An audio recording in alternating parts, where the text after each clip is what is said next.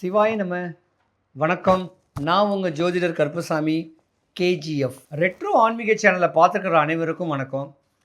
எல்லாருக்கும் எல்லா வளமும் எல்லா நலமும் கிடைக்க எம்பெருமன் மாடம்பாக்கம் தேனுபுரீஸ்வரர் தேனுகாம்பாளுடைய அருளாட்சி உங்களுக்கு கிடைக்கணும். சிவாய நம. 2026 சனீஸ்வர பகவானுடைய வக்ர பெயர்ச்சி மேச ராசி முதல் மீன ராசி வரைக்கும் நல்ல பலனை எந்த ராசிக்கு கொடுக்காரு, கெடு பலனை மத்தியமான ராசிக்கு எந்த ராசிக்கு கொடுக்காரு. ரிஷப ராசி, கடக ராசி, கன்னி ராசி, துலாம் ராசி, மகர ராசி, மீன ராசிக்கு அற்புதமான பலன்களை தான் கொடுக்க போகிறாரு.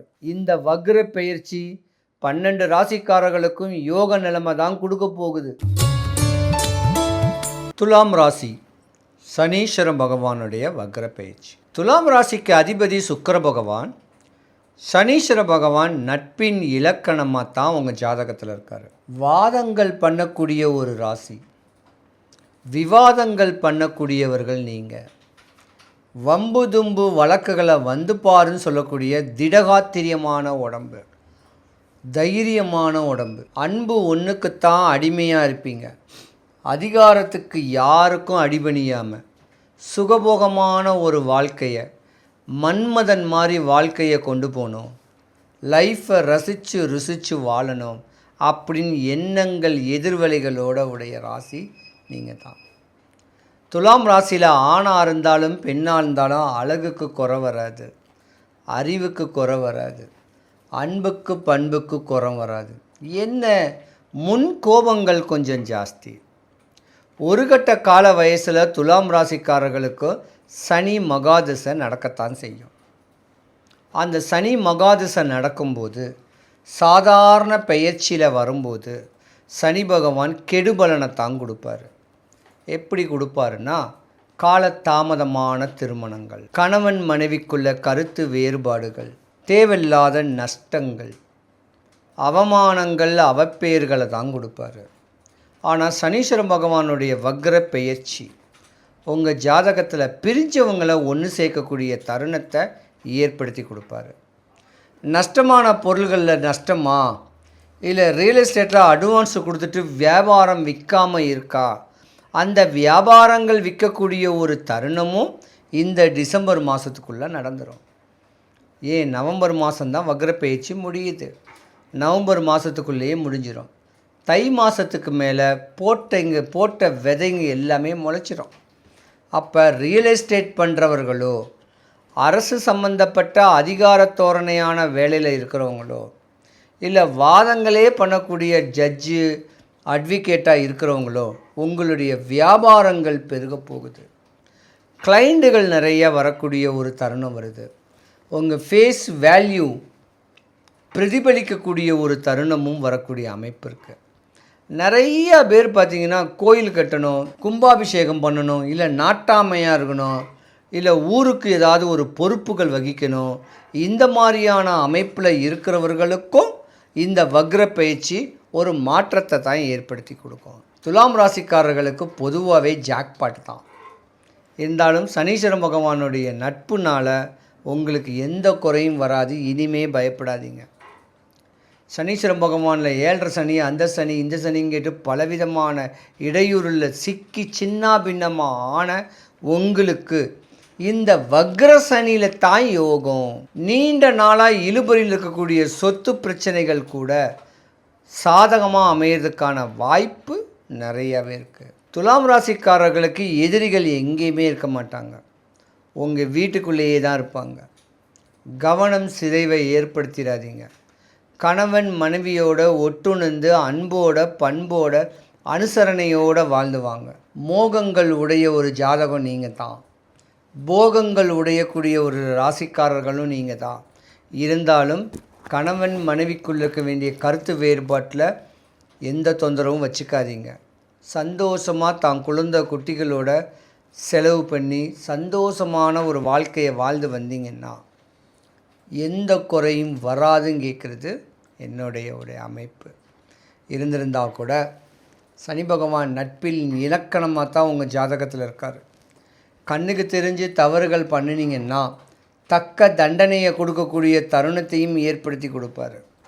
அரசு சம்பந்தப்பட்ட அதிகார தோரணையானல இருக்கிறவங்க ஏதாவது லஞ்சம் அப்படி இப்படின்னு வாங்குற மாதிரி இருந்தாலும் மாட்டிக்குவீங்க. கவனத்தை சிதைக்காதீங்க, கவனக்குறைவு இல்லாமல் இருக்காதீங்க. இருந்திருந்தால் கூட இந்த வக்ர பயிற்சி உங்களுக்கு யோகத்தை தான் கொடுக்கு. சனி பகவானுடைய வக்ர பயிற்சியில் சுப பலன்கள் கொடுத்தாருன்னா தடபட்ட விவாகம், சுபகாரியம் சனி பகவான் கொடுக்க யார் தடுப்பார்? மண்ணு, பொண்ணு, மாலை, மாளிகை, வண்டி, வாகனம், நல்ல துணிமணி, முக மலர்ச்சி, ஃபேஸ் வேல்யூ, சமூகத்தில் ஒரு அந்தஸ்து, ஒரு நாட்டாமை போல, அது கோயிலுக்கோ உங்களுடைய ஊருக்கோ ஒரு உயர்ந்த பதவிகளை ஏற்படுத்தி கொடுக்கக்கூடிய தருணத்தை ஏற்படுத்தி கொடுப்பார். காசு பணத்துக்கெல்லாம் குறை வராது. தானங்கள் தர்மங்கள் பண்ணக்கூடிய அமைப்புக்கு உண்டான யோக நிலைமையை கொண்டு வைக்கக்கூடிய தருணம் சனீஸ்வர பகவான் நல்ல பலனை கொடுத்தா இதெல்லாம் அள்ளி கொடுப்பார். கணவன் மனைவிக்குள்ள ஒரு ஒற்றுமை, தான் பிள்ளைங்க தான் சொந்த பந்தத்தோட ஒரு அரவணைப்பு, அன்பான ஒரு அமைப்பெல்லாம் கொண்டு வந்து கொடுப்பார்.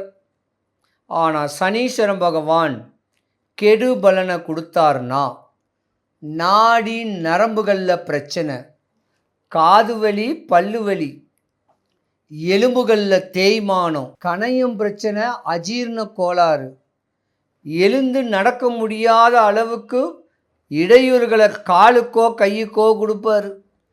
மனநல பாதிக்கப்பட்டவனுடைய தன்மை ஏற்படக்கூடிய அமைப்புகளும் கொடுப்பார். இன்னும் கெட்டு போயிடுச்சுன்னா விபத்துக்களை தான் கொடுப்பார், எலும்பு முறிவுகளை கொடுப்பார். இந்த மாதிரியான தருணத்தை கொடுத்தாலும் பரவாயில்ல. ஆனால் குடும்பத்தை விட்டு விலகி பற்றற்ற நிலையில் தனக்குன்னு வாழக்கூடிய அமைப்பு இல்லாமல் தேவையில்லாத இடையூறுகளை சந்திக்கக்கூடிய தருணத்திலையும், வீணான மன கசப்புகளை கொடுக்கக்கூடிய தருணத்தையும், பல வம்பு தும்பு வழக்குகளை சட்ட சிக்கல்களை கொடுத்து உங்கள் வாழ்க்கையை சின்ன பின்னமாக்கிடுவார். ஒரு மனிதன் போகக்கூடாத இடம் போலீஸ் ஸ்டேஷன், ரெண்டாவது இடம் கோர்ட்டு.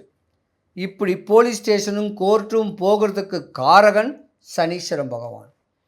வீணான பிரச்சனைகளை உண்டு பண்ணாமல் இருக்க எம்பெருமானுடைய அனுகிரகம் கிடைக்கணும்னு வேண்டிக்கிங்க. தேவையில்லாத இடையூறு இல்லாமல் வாழ்க்கையை சந்தோஷமாக இந்த பிரபஞ்ச விதியோடைய அமைப்புக்கு ஏற்ற மாதிரி நல்லா கொஞ்ச நாள் வாழ்ந்தாலும் நிம்மதியோட ஒரு வாழ்க்கையை வாழக்கூடிய தருணத்தை ஏற்படுத்தி கொடு சாமி அப்படின்னு சனீஸ்வர பகவானை வேண்டிக்கிங்க. கெடுபலன் இல்லாமல் இருக்க, தன்னுடைய ஆசைகள் தேவைகள் பூர்த்தி ஆவதற்கு இந்த ஒரு சின்ன ஸ்லோகத்தை சொல்லுங்க.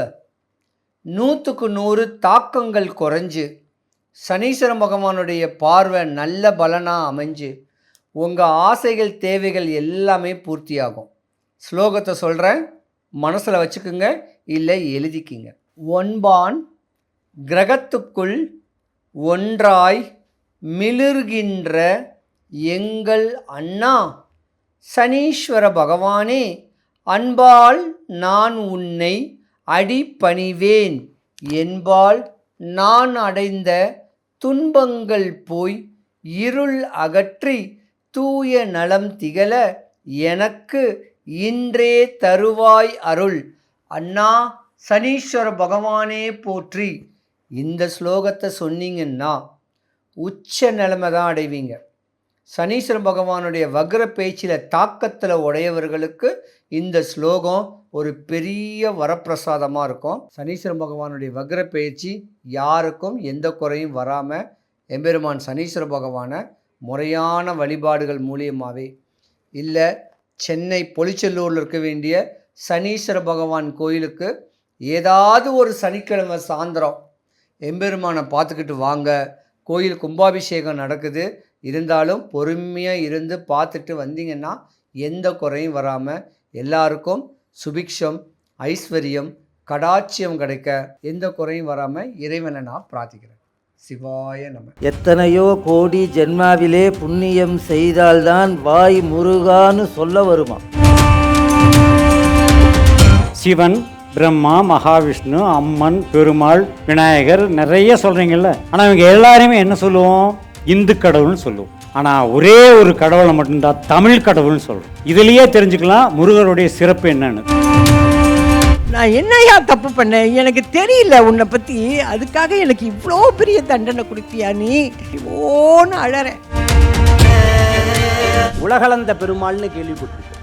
யாரை சொல்லுவா? பெருமாளை சொல்லுவார். ஆனால் முருகப்பெருமான் இரண்டாவது முகமாக பூமிக்கும் வானத்திற்கும் காட்சி கொடுக்கக்கூடிய முருகன் இரண்டாவது முகம் வாமதேவ முகம்னு பேரு. உங்களுக்கு ஒரு கஷ்டம் வந்துருச்சு, என்ன பண்ணுவீங்க? முருகன்னா சொல்லுவீங்க, ஐயோ முருகா என்னை எப்ப காப்பாத்துவேன்? எனக்கு யாசகம் போட்டுட்டு போனாங்க. நான் யாசகம் வாங்க போன இடத்துல உட்கார்ந்தேன்னு கூட எனக்கு தெரியாது. அதாவது சொல்லுவாங்க, செவ்வாய் வெறுவாய் அல்ல, முருகனை நினைத்தால். முருகா என்ற ஒத்த சொல்லுக்கு, அந்த ஒத்த மந்திரத்திற்கு அங்கே வருவாய் மட்டுமே இருக்கும். வரம்பில்லாத அருளை தருபவன் முருகன். அப்ப எதிரியான அந்த சூரபதுமனையே தன்னோடு வைத்துக் கொள்ளும் முருகப்பெருமான் நமக்கு எதை தர மாட்டான்?